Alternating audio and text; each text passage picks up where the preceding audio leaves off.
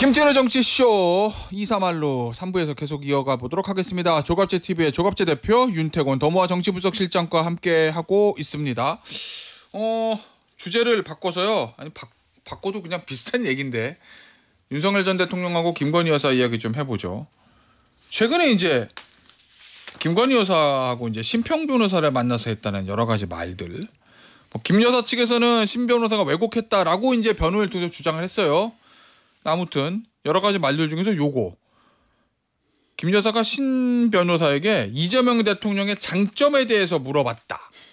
그랬더니 사람을 잘 키웁니다. 그랬더니 저 우리 남편에게도 꼭 좀 사람 키우라고 전해줘 달라고 이렇게 얘기했다고 알려져 있는데 이재명 대통령의 장점은 왜 물었다고 보세요, 대표님? 저는 우선 이 발언의 신뢰성에 대해서 일단 지금 검증이 안 된 상태고 변호인들은 그렇게 오랫동안 이야기할 수 없을 정도고 뭐 그런 이야기를 하잖아요. 그래서 그걸 근거로 그걸 사실이라고 전제를 하고 이야기하는 것은 좀 위험하지 않을까 하는 생각이 들고요. 알겠습니다. 그러면 다른 거 질문 드릴게요. 신문 기사로 나온 거. MBN에서 단독 보도가 있었는데 김 여사가 작년 총선을 앞두고 12월 초쯤에 한남동 관저로 국민의힘 당직자들을 불러서 오찬을 가졌다는 거예요. 대통령은 자리에 참석하지 않았고 이 자리에서 김 여사가 그 당직자들에게 어떻게 공천해야 선거에서 이길 수 있는지 물어봤다는 겁니다. 이거는 어떻게 보셨습니까, 대표님? 지금 김건희 씨에 대해서 저는 김건희 여사라고 안 하고 요새는 김건희 씨라고 그러는데요. 김건희 씨에 대해서 여러 가지 이야기가 최초로 막 나오기 시작하잖아요. 그죠? 그런데 그걸 보니까 왜 윤석열 전 대통령이 비상계엄령을 했는지를 알 수가 있겠더라고요. 반국가 세력 척결이냐 부정선거 발본색원이냐가 아니잖아요. 그 타겟은 한동훈이었다고 봅니다. 저는. 그래서 이게 기본 성격이 친위 쿠데타거든요. 친위 쿠데타는 절대 실패할 수가 없어요. 그렇죠. 그런데 워낙 엉망으로 해가지고 실패를 했습니다. 그런데 왜 했느냐. 저는 김건희 보호 영유였다고 생각해요. 그런데 이 책을 쓰면서 더욱 굳힌 게 지금 말씀 나온 것처럼 2023년 12월이 굉장히 중요한 시기인데 24년 12월이요? 23년 12월. 23년 12월. 총선 전이네요. 그래요. 지금 그것도 총선 전 맞아요. 비대위원장 괜히 많이 할 때. 그때 12월로 기억되는데 조선일보에 이런 기사가 나왔습니다. 그러니까 김건희 씨 특검 뭐 이런 이야기 나오니까 선거 끝나고 나서 할 것이다. 2014년 아마 크리스마스 전후로 나왔던 마치 한동훈 씨가 그렇게 하는 것처럼 그게 완전히 윤석열 한동훈 그리고 김건희 한동훈 관계를 완전히 파탄낸 결정적 사건이라고 그래요. 그게 그때부터 그러니까 한동훈과 조선일보가 짜고 김건희를 물먹인다. 이래서 완전히 신뢰관계가 깨지고 그 무렵에 김건희 씨가 지금 뭐 사람들 불러서 하는 정도가 아니라 한동훈 캠프에 아주 중요한 자리에 있던 사람한테 전화를 걸어가지고 회유를 하면서 한다는 이야기가 아직도 좋은 자리가 많이 남아있다고. 그래서 생각이 있으면 자기한테 직접 전화를 걸어달라고 했답니다. 그래서 이분이 놀라가지고 인사권이 그러면은 김건희 씨에게 있으니까 그 정도로 적극적으로 선거에 개입했다는 이야기입니다. 선거에 개입했는데 지금 결국 이 사건의 그러니까 이 사건이라는 것은 계엄 선포의 출발점은 저는 김건희 윤석열 두 사람의 관계라고 봅니다. 김건희 윤석열 두 사람이 공통적으로 주술에 굉장히 약해요. 그 김건희 씨만 그런 게 아니라 윤석열 전 대통령도 마찬가지고 원래 검사들 중에 그런 사람들 많잖아요. 좀 있죠. 그런데 이게 가벌 관계가 아닌가 저는 생각이 듭니다. 그러면 두 사람 사이에서는 주술적 기가 센 사람이 김건희 씨 같아요. 그리고 윤석열 전 대통령은 부인한테 노라고 할 수 없는 사람 아니냐 하는 그런 생각이 들었습니다. 그래서 작년 12월 10일 김건희 특검법 그 표결을 앞두고 그리고 명태균 뭡니까 황금폰이 알려지고 할 때 윤석열 대통령이 가장 큰 정신적 스트레스를 받았고 그게 바로 계엄으로 폭발한 거라고 생각해요. 그런데 계엄 준비하는 과정을 보면은 중앙고 3인방만 사실은 제대로 논의한 거 아닙니까? 그런데 그때 김용현 장관이 불평을 합니다. 아니 1,500명 가지고 어떻게 계엄을 합니까? 적어도 4, 5만 명 몇 개 사단이 들어와야 된다고 하니까 그냥 하러 간 거 아닙니까? 그래서 이게 도대체 계엄입니까? 라고 불평했다는 이야기가 있어요. 아, 김용현 장관이요? 그래서 저는 이 계엄 선포도 이게 실제로 성공을 하기 위해서 한 게 아니라 김건희 씨에게 내가 이렇게 노력하고 있다. 그래요? 일종의 성의 표시로 한 것 아니냐. 성의 표시요? 하는 생각이 듭니다. 그런데 한번 생각해 보십시오. 비상계엄령 선포문에 뭐가 빠져 있었느냐. 부정선거를 말하자면 잡기 위해서 했다는 이야기가 빠져 있습니다. 선포문. 가장 중요한 선포문에는 없어요. 그걸 그냥 감춰버렸어요. 그러다가 선포문에는 반드시 그게 들어가야 되잖아요. 한 일주일 있다가 사실은 이런 그렇죠. 그래서 나중에 만들어낸 이 계엄 선포 뭐 이런 게 그냥 실패하기 위해서 한 거라고까지 보여지는데 김건희 씨에 대한 나도 이렇게 열심히 하고 있다는 그거 아닌가 하는 생각이 들 정도입니다. 비상계엄 끝나고 인터넷 공간에 쇼츠 뭐 짤이라고 하는 거 도는 것 중에서 뭐 그런 게 있었어요. 나는 사랑을 위해서 비상계엄까지 했다. 뭐 이런 거 돌아다녔는데 그 말씀이신 거네요. 저는 이제 윤김 부부에 대해서 조 대표님 약간 다른 각도에서 하나 보자면은 두 사람이 나이 차이가 12살. 맞아요. 12살. 그 정도 차이 날 거예요. 김건희 씨는 이제 뭐 저희 또래지 않습니까? 저희 또래인데 그럼 이게 나이 차이가 나는 부부들을 보면은 그 사회적인 나이가 나이 많은 사람 쪽에 맞춰지는 경우도 있고 어린 사람 쪽에 맞춰지는 경우도 있는데 이 두 부부를 보면은 김건희 씨 쪽에 이 연령대에 맞춰져 있는 것 같아요. 무슨 말씀이냐면은 윤석열 전 대통령은 이제 60년대 초반생이니까 그래도 그때만 해도 조금 보수적이고 남성 우위의 문화가 있고 김건희 씨는 이제 X세대잖아요. 그 여성의 사회적 지위가 올라온 세대잖아요. 이 부부를 보면은 그 여성 쪽에 사회적 나이가 이제 맞춰져 있는 부부인 것 같다라는 게 이제 첫 번째인 거고 두 번째를 보면은 과거에 뭐 영부인이나 이런 사람들이 영향력을 행사 많이 했죠. 행사하는 거는 간접적으로 하거든요. 대통령을 통해서 하거나 내가 원래 가까이 지내던 사람들 뭐 이순자 여사 같은 경우에 6사 11기 가까운 사람들이나 경호 실장이나 이런 사람들 뭐 김옥숙 여사 같은 경우에는 박철원 이런 사람들이 통해서 행사를 하는데 이분은 직접 자기가 행사를 했다는 거예요. 그리고 원래 알던 사람들 뭐 100번은 양보해서 한동훈은 뭐 원래 알던 사이다 치고 근데 여기 이제 당직자들을 뭐 어떻게 한다든지 아까 말씀하신 친한계 뭐 이런 사람 한다 모르는 사람이잖아요. 모르는 사람한테 그 영부인이라는 지위를 가지고 직접 연락해가지고 뭘 개입을 하고 핸들링을 하려고 하잖아요.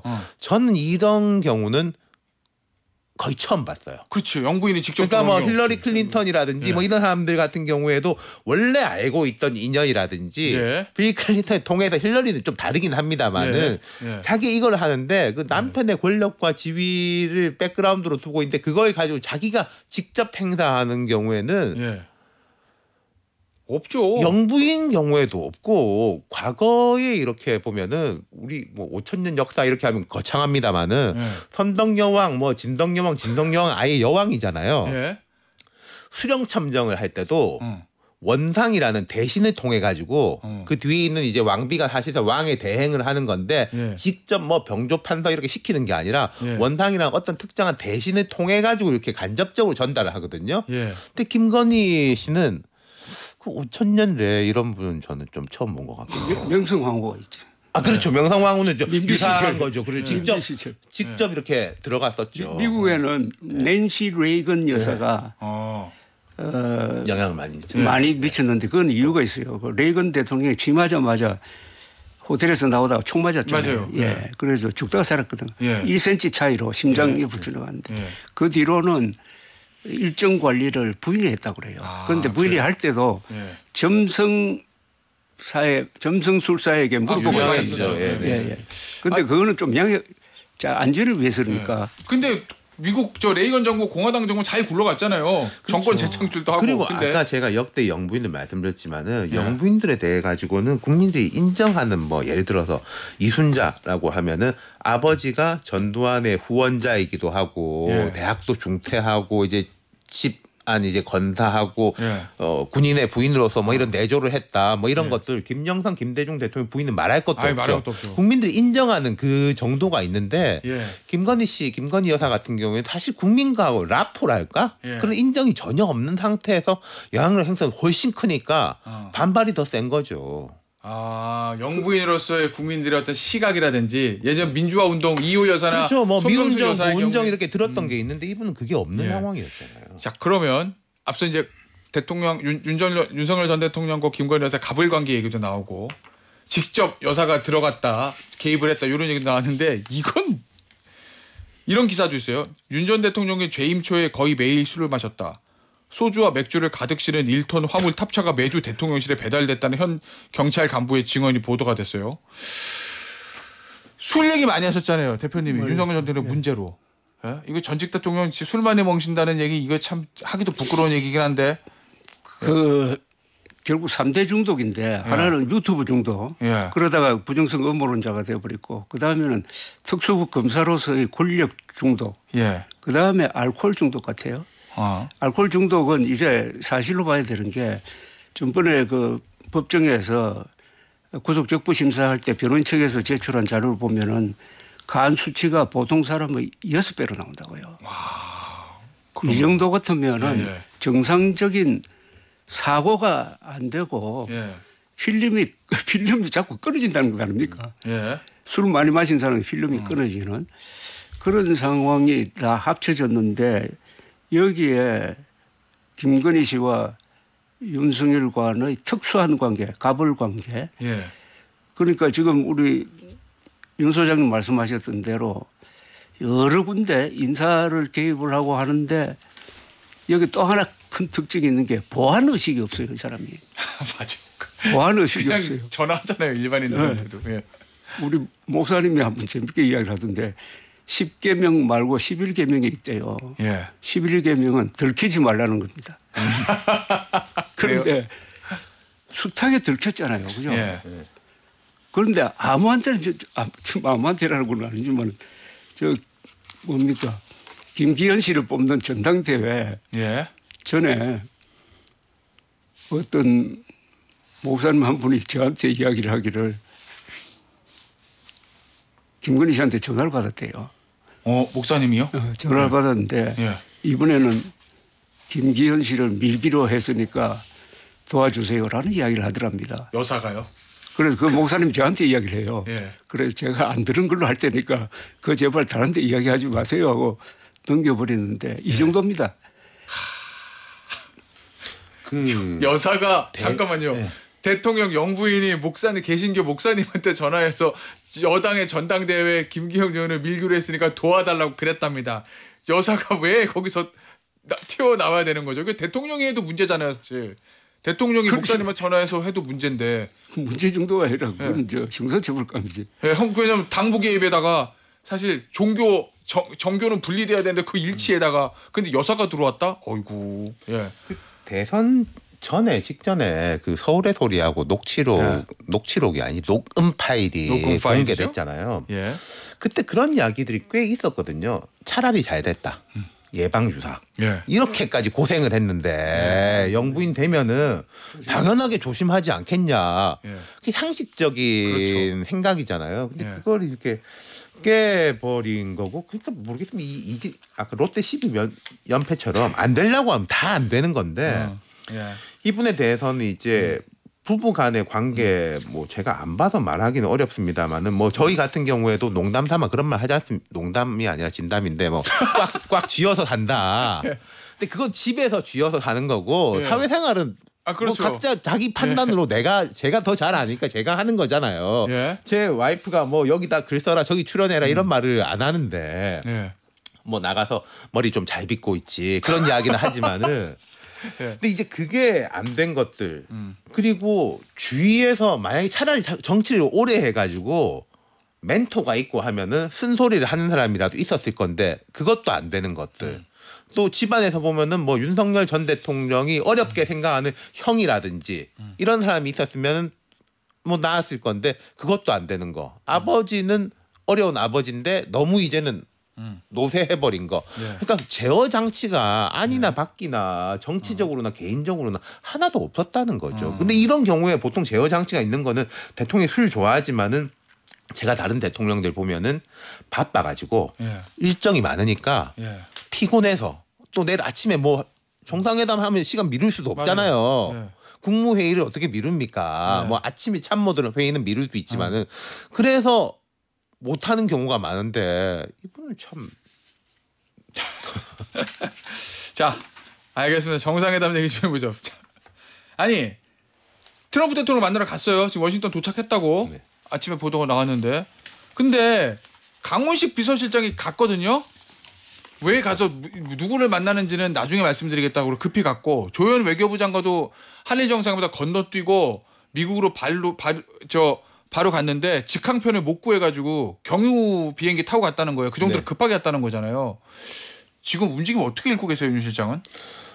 왜냐면 약간 이례적이긴 하잖아요. 그렇죠. 그거는 뭐 일단 첫 번째로는 저는 이런 생각은 들어요. 트럼프 대통령이 한국에뿐만 아니라 다른 나라도 워낙 뭐 이상하게 하기 때문에 웬만큼 뭐 좀 좋지 않은 모습이 보인다 하더라도 정치적인 큰 타격이 있겠나 싶은데 국익의 문제는 있는 거고 강 비서실장이 간 거에 대해서는 저도 갸웃거려지는데 이런 느낌이 있습니다. 일단 비서실장은 카운터 파트가 없습니다. 무슨 말씀이냐면 우리 외교부 장관은 상대 국무부 장관 그리고 이제 여기 안보실장은 NSC 그러니까 각각의 카운터 파트예요.